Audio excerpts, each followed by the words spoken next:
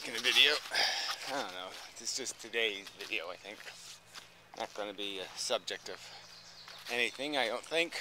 So, a ramble of junk, maybe. So, first thing I've noticed is, the draft science video, the most recent one. I mean, 1 thumbs up and 9 thumbs down for merely saying induction, applying to gravity. But no comments. I mean, no explanation of this negative impulse in people. Just a trashing. No balls behind it. Ow!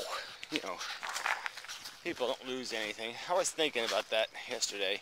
I was sort of thinking that, maybe I'd do one of those, whatever, viral videos or whatever, not viral, the ones where you pass it on, or pass the idea on, and try to get everybody to do a rag video on YouTube, just to get Google Tube, to have some better features, put videos back in subject categories, for example, and, put channel information with people's screen name, like how many videos they've made, when their name shows up, or some class of videos, more than 2, or 0, and, I mean, there should be ways we should know who dislikes videos. I mean, that just seems to me an obvious one, that nobody should be able to like or dislike stuff without being accountable for it. That's just too wrong a feature. And I guess especially, they shouldn't even count, like I said, channels that don't do anything else but rate videos. I mean, yeah, it shouldn't even count. But anyway, what else do I want to do? Yeah, but I just hate this whole idea of everybody doing secret shit. Yeah, it's just the hypocrisy and duplicity of it is it just invites lying. And why would you invite lying? Encourage it. Seems really dumb. So in other news, I was reading the other physics-related news actually. Still the $1,000 prize that exists for somebody with some sort of credentials who wants to do something like a rational critique. But I'm thinking I have to get this somewhere. Anyway, so I was reading the Lesage page, and it was kind of funny. Just because all kinds of assholes chimed in, like Immanuel Kant. And he doesn't like it because he was already glued to this whole attractive idea. The gravity, it's all the attractive forces. And he just didn't like this idea of push. It's just so, I mean, it fits so well with the whole philosophical argument. And there was a couple of the others, and they're, philosopher types. And they're all the phantasmagorical types who really hated this. But there was a lot of the math types and different ones who did like it, and then, they just couldn't make it work. It always had some hang, that was just too big a problem, and they couldn't get past it.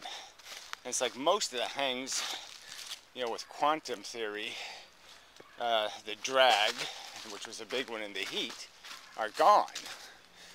And so all you're left with is these little things, these little irritants, like the speed of light issue. I'm still working with that one a bit, which makes it complicated. But, the speed of this force, in terms of transmission. But I mean, but it was just kind of funny how it's, even back then, this guy came up with this shit in 1690. And nobody paid any attention, and another guy, Lesage, I mean the original guy, DuPont or something, and then Lesage grabs it And yeah, he was kind of just I'm just going to repeat what somebody else already told me. I mean, it wasn't really honest at all. I mean, he just stole this stuff, basically. You know, and it's just funny. Dog. You know, that's named after the guy who really just stole it in 17 whatever. And so it's been sitting, you know, for hundreds of years. They all played with it. Even Darwin's father even commented on it.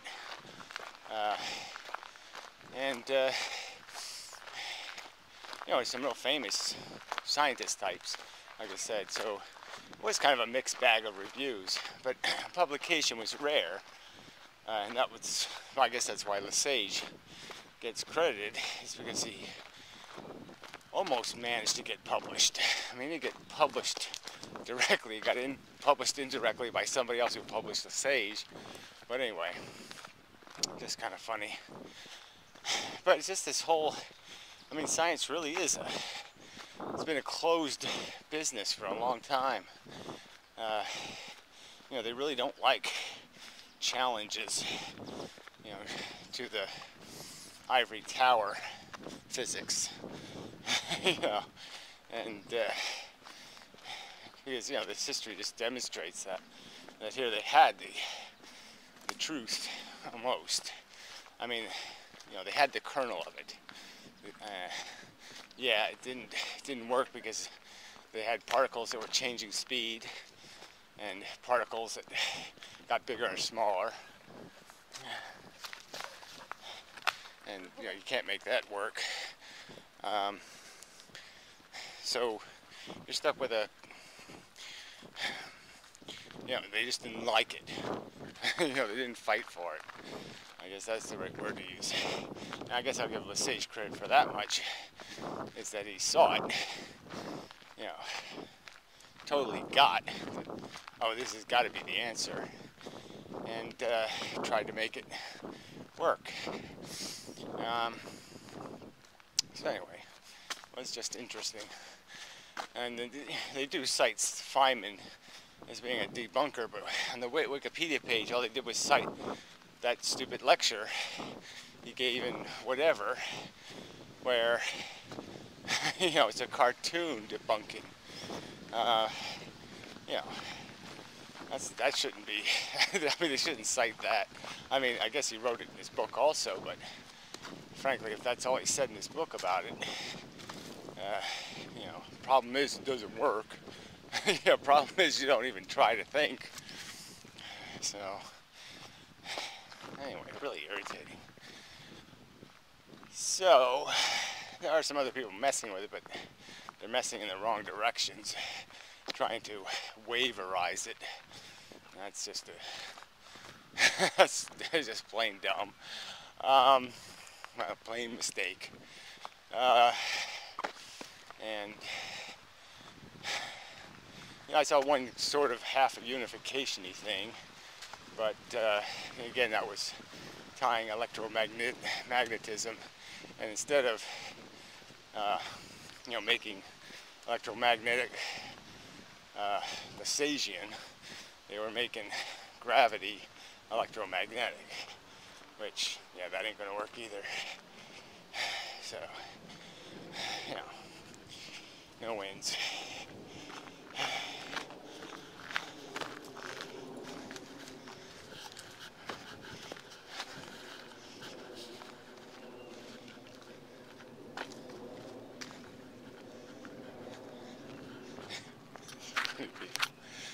She picked up her dog. And what did she do? She picks it up and throws it in the woods. That's really not going to make a difference to the environment. Yeah, it's still poo-poo in the environment. It still goes into the stream right over there. Yeah. But whatever. Out of sight, out of mind. Inconvenient truther. Jogging with her dog. Yes. agreeing people. Anyway. It's just, this is why humans will always fail. It's the principles. I can't get the principles. So, I guess that's about it. I won't ramble on too much. I already did too much because people hate this subject, but I gotta make something happen. Because it's all brilliant and such. Yeah, that's it. Everything else is same old, same old. My back is still suck, so I'm not running. So I can barely manage the walking. So anyway, yeah, that's it. Till next time. And such. Forget-me-nots and such. Yeah, la la la la la. Anyway, some flowers about, but not too many yet. Anyway, still misering with my back here. Yeah, hopefully tomorrow I'll be able to stand more upright. There's old Mellow, yellow cat. He's still pretty spooky. And he's a mess still. Fucking mess. Yeah, those Angora cats shouldn't really be left to the feralness. Too much fur. Gets them in too much trouble. So anyway. Yeah, so I could react to the distress of a cat by, you know, just doing something stupid. Just negate it. To make it go away. Laugh at it, make jokes. Yeah, I can laugh at stuff. I did the other day, you know, made little dead fish talk and made a joke. So yeah, we can evade it. That's what Anacondavod's theory of existence is. And he says it as if this is some big surprise that human beings can evade accountability and responsibility and any negative sense of dread by deluding themselves. Yeah, by going to Walmart and watching a movie. I mean, it's just so funny. He mocks the very thing that's an expression of his theory of, you know, evade, you know, the logical, consequential reaction, the one consistent with your construction, in the sense that your construction tends to identify things happening as bad by your personal experience and good by your personal experience. But that one does get a little tricky because it's also our nature to be rather selfish, so we tend to enjoy the Schnuggenhauer, or whatever the fuck it is, a German word for, you know, having fun at somebody else's expense when it's the right person you're expensing. Getting what you deserve, kind of thing, even if you don't deserve it. Yeah. So yeah, there's not some sort of rule that says you have to feel a certain way to understand something, so understanding isn't necessarily onerous. But he always uses examples that are just such bad examples. You know, he read some passage out of a book from some guy who was depressed, and certainly when you're depressed you have those moments where something just creeps you out. So he was creeped out by some geese and flying and honking or whatever, and it just went through him, you know, and stunned him. I've had that with crows before. In some of my lower days, crows have gotten to me. Yeah, I don't know what power you have when you're in the depression. It's pretty hard to just say, oh, well, I'll just pretend that didn't depress me, or I'm not vulnerable.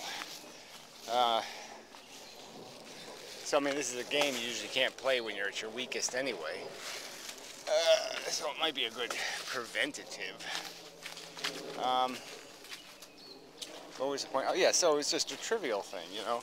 There's usually something else that's the root of your depression, and you know, these other things just end up being symbolic representations of the fact that you're depressed and the fact that you're reacting to them that way.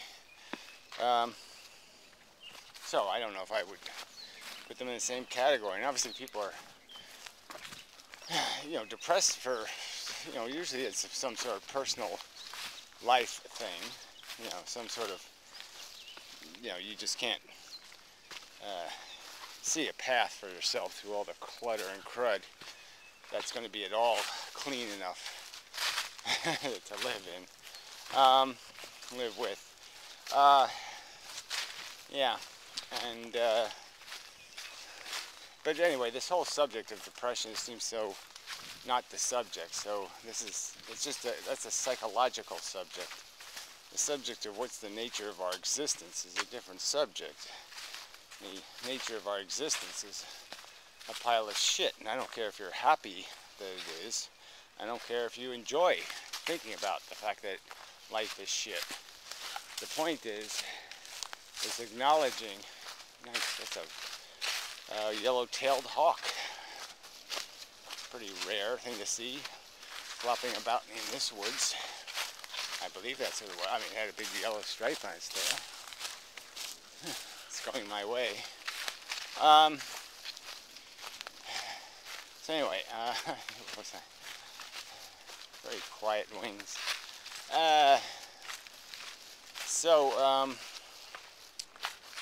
No flapping and such. Fluttery. Like them quails and things. Very quiet. So yeah, the subject really isn't how to be happy or how to make it, how to keep yourself strong when you're in the war even. And that's it'd be nice somebody wrote a book, how to keep yourself mentally strong when you're losing the war. You know, in the trenches or something. Okay, why? What the hell? Why not? No point in failing for nothing. You know, give it your best shot. Yeah, nice title for a book. Give it your best shot. You know, for a war survival thing. But I'm just saying, yeah, okay, fine. What does that have to do with the truth? You know, the subjects that he's arguing against have nothing to do with this mush. And he keeps dragging them into this mush. And with the pretense that, well, see, you're saying that philosophically life is a stupid, sloppy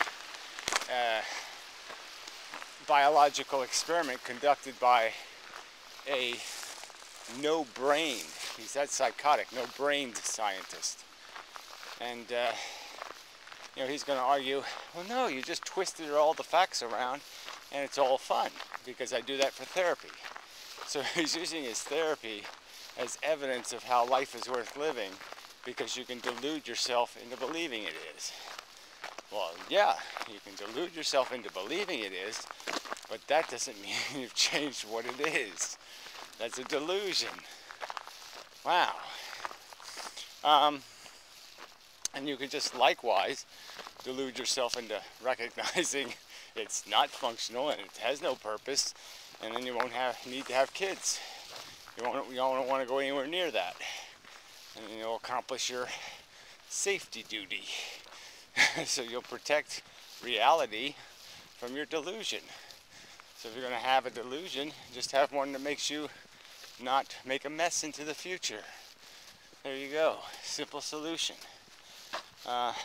I prefer that people just have a rational, logical conversation about the reality of our addictive psychology. The fact that, you know, as that stupid Carla Del Stella's claiming we don't feel for any reason. You know, it doesn't have anything to do with compelling us to behave. It's just so funny. I mean, they're just so desperate to escape reality. I mean, that's why it exists. It exists because our brain Again, I've said it 5 million times. Of course, she never quotes the part where I say things like that. But our brain's doing two things. First, it's creating feelings, which is a way of making problems matter. And then it's giving us enough logical capacity to scheme solutions to our feeling problem. And that's what the salmon are doing when they go upstream. It smells like good stuff up there, so they head up there and they strategize to get up there because they can taste how good it is. And they just don't realize it ain't gonna be so good. Yeah, because they don't have any information. So anyway, and that's our origins, was the lack of information. But our intuitive senses, we can see what's upstream for us, and we can understand that sex is good.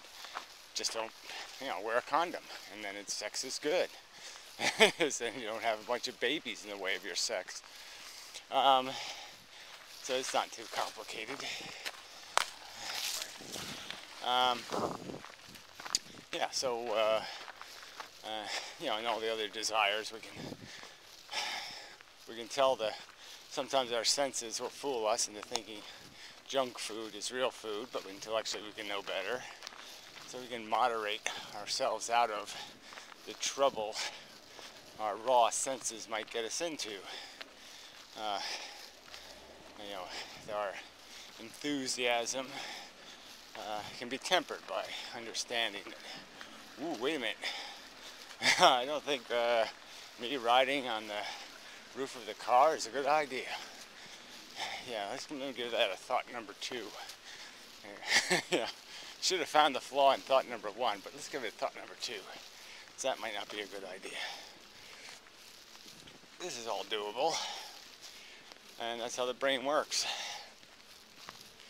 We feel because that's the mechanism nature fell upon to push organisms through the mush. And the fact of the matter is, if you don't lie, you can't make pushing make any sense. So you have to make lies about what's out there. That's all Anaconda does. He just lies about thinking, I'm winning Boy Scout badges. I'm a man. Yeah, I'm a manly man because I'm bold and I'm reckless. So, he just converts the desire mechanism into an ego mechanism, which is the same difference. It's just one of the mechanisms, and just establishes the goal as meritorious instead of seeing it with his intellect to be superficial and selfish and of no realistic productive potential. Yeah. That's probably enough on that. So the honeysuckles there. Could have stopped, but this back thing is just such slowing me down. Yeah. I mean, I'm still functional, but it just takes me twice as long to do anything. I don't know if there's much else. Lots of stuff going on in Gary Brain. Yeah. Still working on physics stuff. I think I'll make a physics video tonight just because I got another angle on the spin relationship. Very interesting. Yeah. So anyway, I don't know if there's anything else I need to add. I mean, I guess I should have kept this video consistent, but who cares? I'm not going to complain about some more Google crap. I am working on this open source thing, and